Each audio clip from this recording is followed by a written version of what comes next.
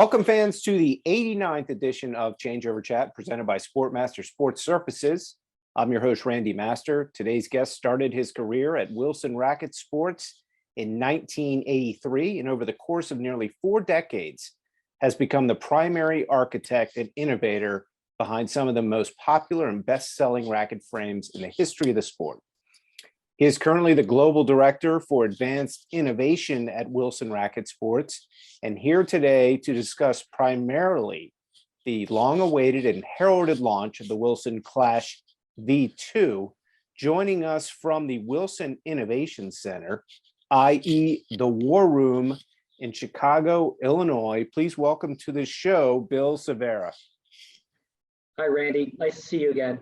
You too. Thanks so much for coming on. So I was looking at your title, and while I know exactly what you do because I've been studying rackets for a long time, for those viewers that don't know the lingo that you use on a daily basis, such as torsional stability, genetic modeling, can you describe your role as Global Director for Advanced Innovation at Wilson?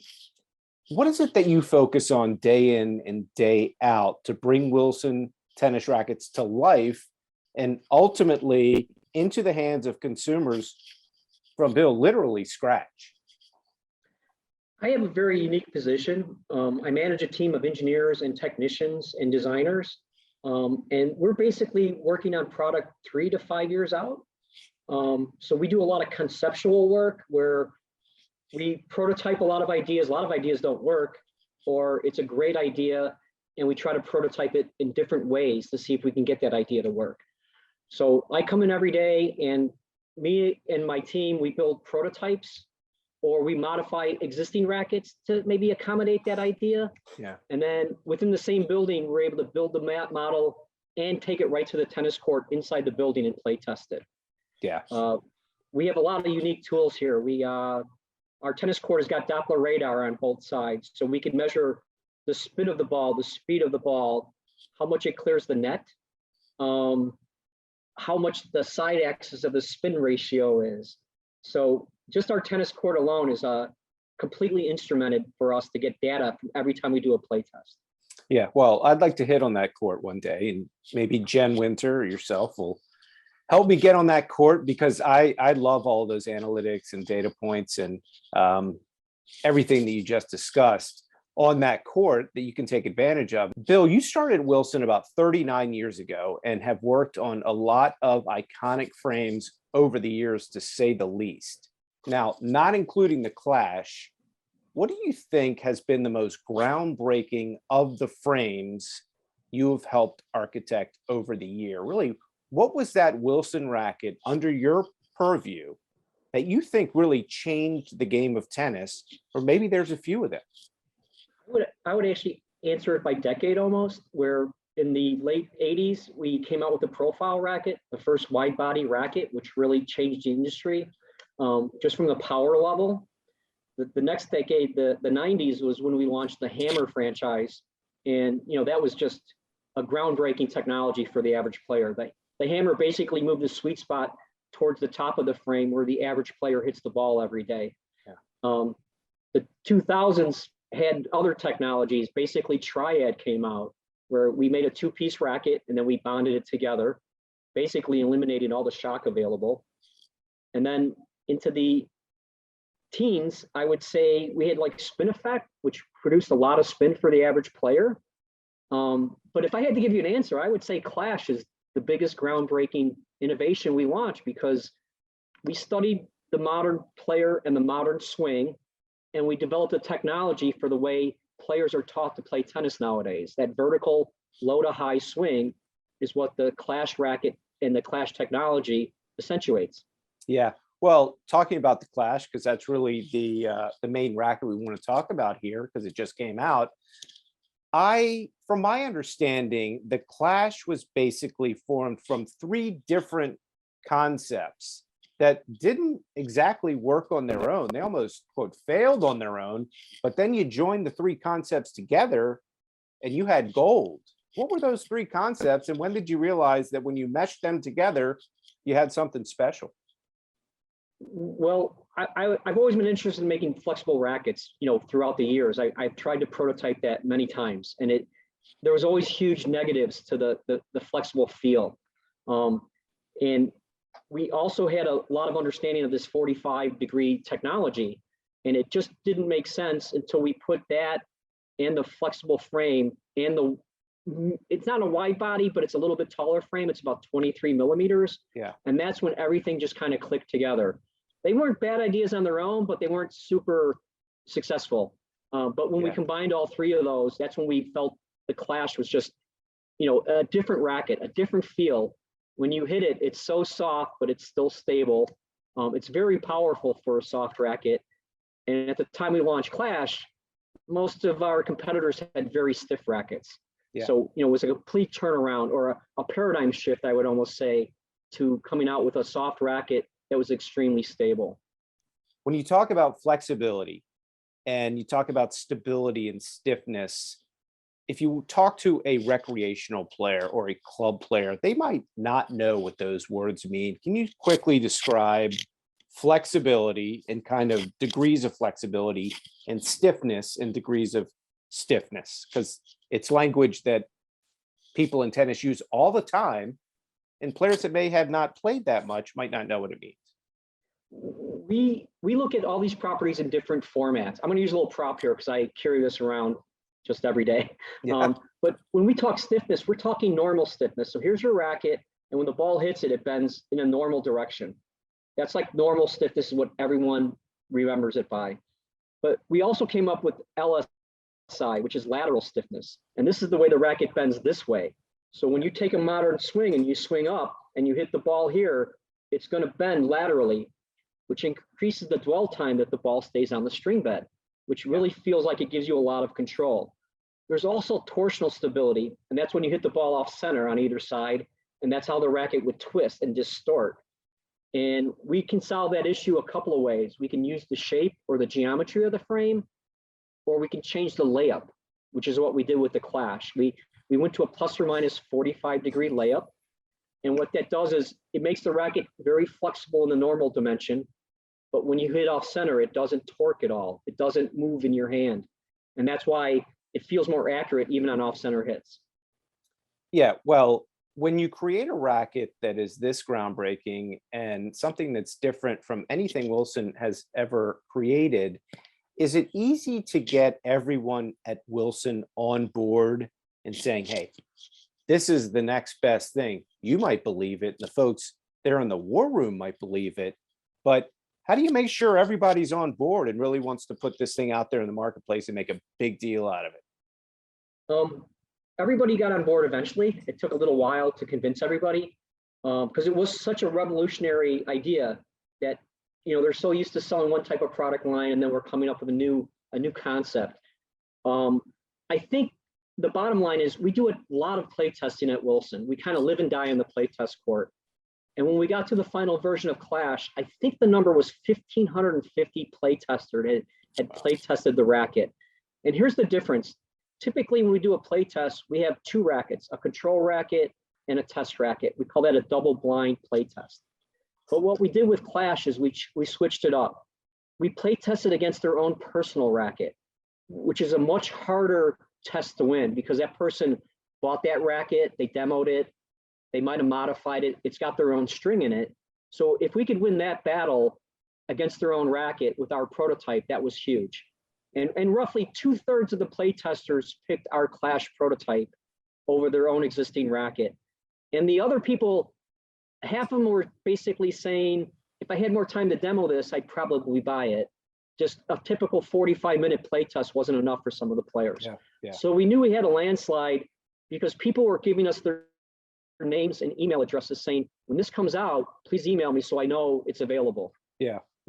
And you could tell that they were genuine because I actually watched some of the play tests on an old YouTube video, and you could see how genuine it was when some of them took cuts at the ball. Some of them were good players. Some of them looked like they hadn't played that long, but they were just like, wow. Like every single one of them. And you could tell that they were feeling something completely different than they've ever felt hitting a tennis ball. I know the video we put out had a bunch of pros and a bunch of consumers saying it, but I think we heard that 1,000 times out of those Yeah. 1,500 play tests. And it was a natural reaction. Yeah, obviously we're not scripting that in any way, but just to hear people say that word so many times, we knew we had something in our hands. Now V2 is out. February 18th is when it launched. And why don't we talk about now, you talked a lot about the origination of Clash and how successful it began, and any racket that is as successful as the Clash has been, sooner or later, there's going to be a V2, and that V2 is here. Can you talk about the differences that you felt like you needed to make in the V2? What were some of the tweaks that you thought might make the V2 different in a better way, and maybe clean up some of the things that weren't perfect about the V1? Well, obviously we heard some feedback, not a lot, but a little feedback about the top of the racket. So we basically changed the layup or the construction, the way we apply the carbon fiber in that area of the racket to firm it up a little bit, make it a little bit more stable up at the top. You especially feel that when you're serving, or if you're running for a forehand and you hit it off the very tip of the racket. So mostly it was a 45-degree layup change. But we also put angioplast in the racket, which is a friendly, environmentally friendly bioplastic, basically. So it's kind of like a green bumper and grommet system. But we also pushed the design. And what I mean by that, we pushed the graphic design in a couple of ways. Obviously, the paint job's phenomenal. It's got this matte anodized red color. Whoa. We also put the word Clash. We've embedded it into the frame. So it's actually like a 3D feeling to it. Yeah. And the geometry is close to the original Clash, just a few little tweaks that we've done in the shafts, but Yeah. you really wouldn't see it as a consumer. It was just more an engineering change that helped with the stability a little bit on off-center hits. Yeah, well, it looks beautiful. Can you hold that up again? Yeah, I love so the color is a little bit, I don't know, pops a little bit more than the original Clash. Was that the idea? Yeah, it's an amazing color because in daylight it switches and it becomes brighter. It has an anodized look, which is like something they do to aluminum. You might see it in your house where it's just got this metallic look to it. And it just conveys it to this racket so well. Yeah. I'm sorry, this room's got bad lighting, but I really wish I could show it to you outside, where when you see it in person, you're going to say, wow, again, just from the graphics alone, I think. Well, it looks great, and you can tell everything you've said so far. You can tell how it became the #1 best-selling racket when it came out originally back in 2019. I believe, and correct me if I'm wrong, it was the first time in 15 years that Wilson had had a #1 frame, which is phenomenal. That stat's correct, isn't it? I believe it is. I know at one point in time, for about 6 months, Clash was accounting for 13% of all racket sales globally, just Wow. the Clash family. So I don't think I've ever really seen that happen before. Yeah. Now one thing, Bill, and I know that you aren't part of the player endorsements, things like that. You're not a marketer. You're the one that's making these rackets and designing the frames. It's interesting when you look at the Clash, you launched it and were so successful without a name behind it. There wasn't a Roger Federer or Serena Williams or a Stefanos Tsitsipas with a blade. That's what makes it, to me, that's a great story, because you were able to do it without those big stars. Now, do you see it becoming more of a player's stick in the future? Or I think, and again, correct me if I'm wrong, I think it's more designed for that 3.0, 3.5, 4, and then maybe there's a really heavy version that you can go out there and rip that you might put in a pro's hand. But where do you see that falling out? It seems very, very, it seems to run the gamut a bit. You know, when we were doing all the play testing for the racket, we really realized the range for this player type was fairly large. You know, like you said, from a 3.0 almost to a 4.5 or a 5.0. And, you know, if you string it a little bit differently, a better player can still play it. But, you know, they're taking full cuts at the ball. So their frame's got to be more dynamic, more tuned to that type of player.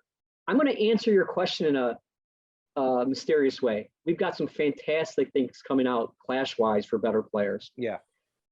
but And I can't really talk about it today, yeah. but I was working on it this morning. So Yeah. And we'll leave it at that, but it's great that the brand has become so widely recognized across the world, and everybody's going to be able to use a version of the Clash at some point. So if you go on wilson.com right now, and there's an exclusive buying period on wilson.com for 2 weeks starting on the 18th, you'll see that the 100 is really the main quote hero frame, and that's the best seller.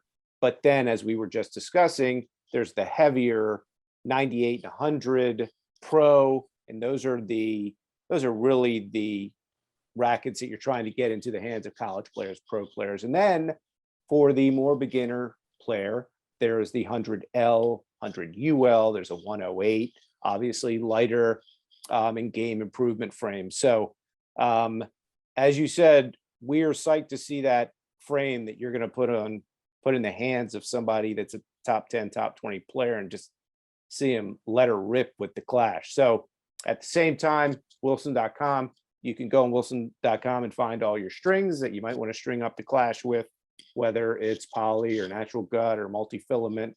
Try to figure out what the tension is on wilson.com or ask your local pro, but it's all there. So the Clash and wilson.com are synonymous right now to buy the new one. Now, we talked a little bit before the call. I told you I'm a connoisseur of tennis rackets. I've been playing my whole life. I save a lot of rackets. I mean, so I've got about, I don't know, 100 plus rackets in my basement.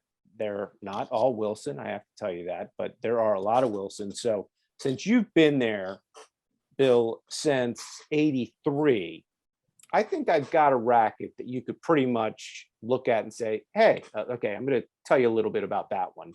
Just from your point of view, not a consumer like me, a player, but from your point of view, where that thing started, why it started. You don't have to go into too much detail on every racket. So first of all, Bill, let's start with the old Federer bag, the Swiss bag with the Federer autograph. Yep. I got this from somebody on the inside. I won't tell you who that was, but this is a beautiful bag. I've had it for years now. Why don't we start with this baby? T2000. Man, Yep. That was one of the first rackets I learned how to string when I was in high school. And the starting knot alone takes like 3 or 4 minutes just to get the pattern going. Yeah. And when you're halfway through, if you've got it on the wrong side, you've got to start all over.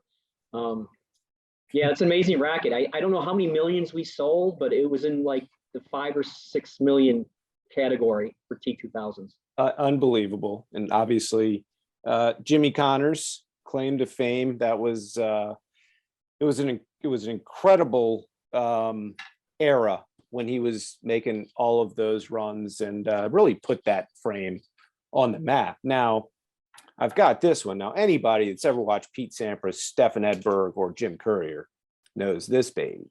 Pro Staff midsize, 85. Oh, yeah. Yeah. That was one of the first rackets I actually worked on when I started at Wilson, because we launched it in 82 before I got to Wilson, but we put the bumper on it in 1983. So the first year it was launched had no bumper, and then bumpers became a thing. So 83 was the first year, and I was part of the team that helped get the bumper into the racket. Rackets didn't have bumpers before that, basically. Yeah. Yeah, what an iconic racket. I don't know how many slams it won, but it's like in the hundreds. Not slams, but tournaments. Yeah, and look at that old fairway grip. That thing's just a classic. Have you hit that? Yeah, I mean, I wouldn't hit it now. I mean, this is not to be used at home. There should be a warning on it. Then how about this? The 6-1 Tour. Remember this? 6-1 Tour. Yeah. That's a step up from what racket? Because I'm missing whole eras. I know when I showed you. It's kind of like an evolution of the last one you just showed, the Pro Staff midsize. It's a little bit bigger. It's close to the same geometry. It's almost the same layup, just a little bit bigger frame, and the newer cosmetic, basically, the newer graphics.